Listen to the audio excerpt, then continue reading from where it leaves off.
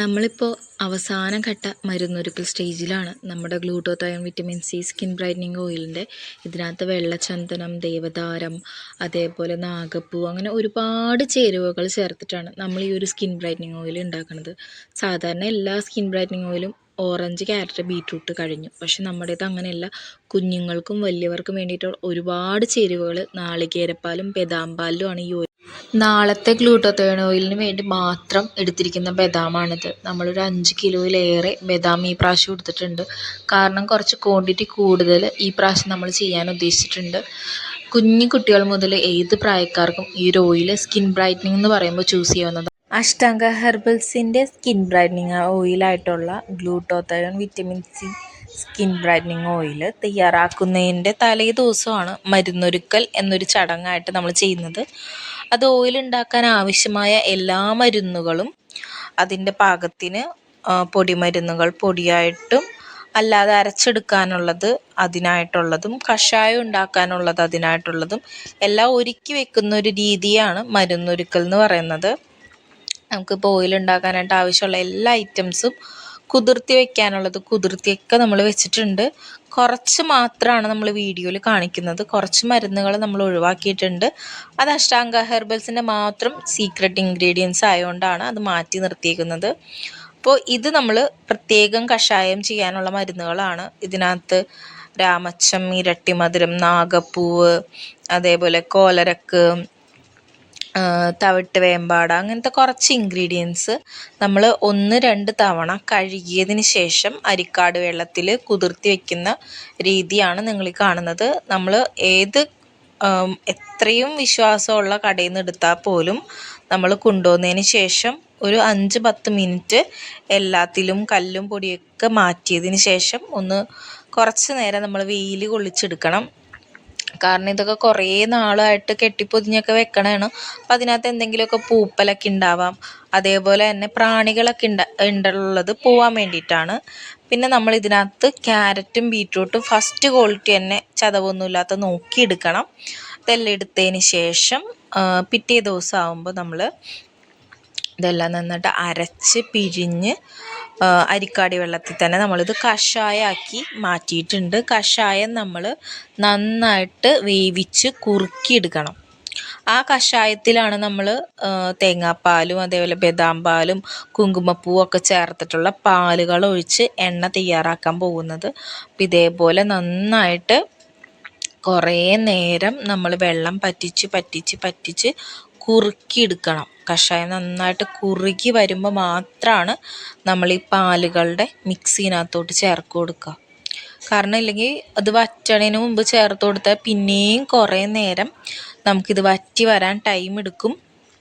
അതുകൊണ്ട് നന്നായിട്ടിത് കുറുക്കിയെടുക്കുക. നന്നായിട്ട് കുറുക്കിയതിന് ശേഷം ഇതേപോലെ പാലിൻ്റെ മിക്സ് നമ്മൾ ചേർത്ത് കൊടുക്കുകയാണ് കേട്ടോ.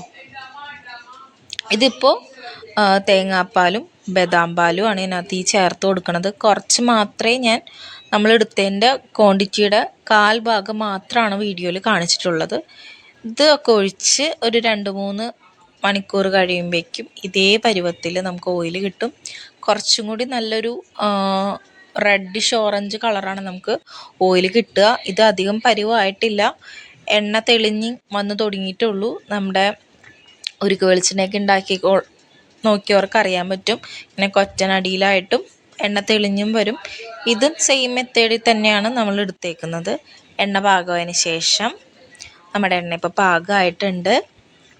നമ്മളതിലേക്ക് കുങ്കുമപ്പൂ ചേർത്ത് കൊടുക്കുകയാണ്. കുങ്കുമപ്പൂ ഇട്ട് ചെറിയ ചൂടിൽ എണ്ണ ഒന്ന് പാകമാവണം. അതാണ് നമ്മുടെ ഓയിലിൻ്റെ സീക്രട്ട് റെസിപ്പി എന്ന് പറയണത്. ഫൈനലി നമ്മുടെ ഓയിൽ ഇവിടെ റെഡി ആയിട്ടുണ്ട്. നമ്മുടെ glutathione vitamin C skin brightening oil കൊച്ചു കുട്ടികൾ മുതൽ, അതായത് ന്യൂ ബോൺ ബേബീസ് മുതൽ ഏത് പ്രായക്കാർക്കും ഉപയോഗിക്കാവുന്നതാണ്. നമ്മുടെ തംബ്ലൈനിൽ കൊടുത്തിരിക്കുന്ന എൻ്റെ മോളുടെ ഫോട്ടോയാണ്. കുഞ്ഞ് തൊട്ട് വലുതായ വരെയും നമ്മൾ ഈ ഒരു ഓയിൽ മാത്രമാണ് ഉപയോഗിച്ചേക്കണം.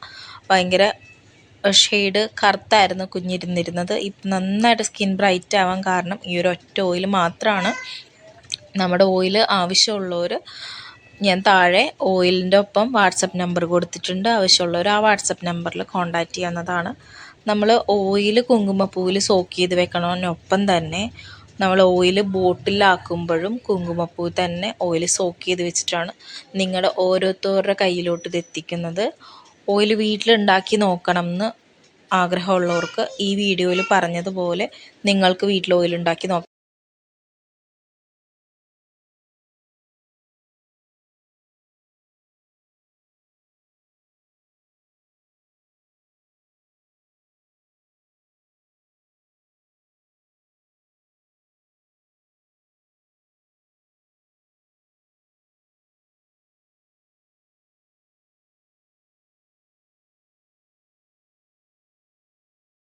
അമ്മോ, അതെ, ഗ്ലൂട്ടാത്തയോൺ ഓയിൽ നല്ലതാണ് കേട്ടോ.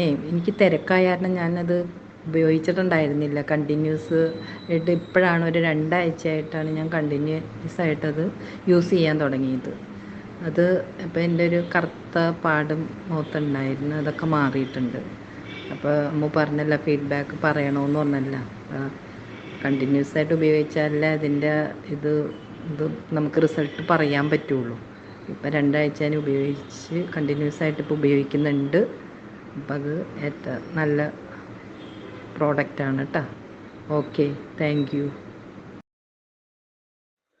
അല്ല, ഞാൻ ഗ്ലൂട്ടാത്തയോൺ ഇട്ടിട്ട് സത്യം പറഞ്ഞാൽ ഞാനൊരു 6 പ്രാവശ്യം ഇട്ടിട്ടുണ്ടാവുള്ളൂ. 6 ദിവസം ഇട്ടിട്ടുണ്ടാവും, അതിൽ കൂടുതൽ ഇട്ടിട്ടില്ല. പക്ഷേ എൻ്റെ അടുത്ത് എല്ലാവരും ചോദിച്ചായിരുന്നു, ഒന്ന് ഫെയർ ആയിട്ടുണ്ടല്ലോ, ടാനൊക്കെ ഒന്ന് കുറഞ്ഞിട്ടുണ്ടല്ലോ എന്ന്. ഇനി ഉണ്ടാക്കുമ്പോൾ എൻ്റെ ഒരു ഫ്രണ്ടിന് ഒരെണ്ണം കൂടെ വേണമെന്ന് പറഞ്ഞിട്ടുണ്ടേ. എടാ, ഞാൻ ആ ഓയിൽ യൂസ് ചെയ്യാൻ തുടങ്ങിയപ്പോൾ 4 ദിവസമായി. നല്ലതാണ്. ആ മേത്തുണ്ടായ ചെറിയ ചെറിയ കുരുവൊക്കെ പോയി. മറ്റേ 2 ഓയിലും ഞാൻ ഫസ്റ്റ് യൂസിൽ തന്നെ നിറച്ചും കുരു വന്നായിരുന്നു. ഇതിപ്പോൾ ഞാൻ യൂസ് ചെയ്യാൻ തുടങ്ങിയിട്ട് 4 ദിവസം, ഇതുവരെ കുരു ഒന്നും വന്നിട്ടില്ല. നല്ല പ്രോഡക്റ്റാണേ.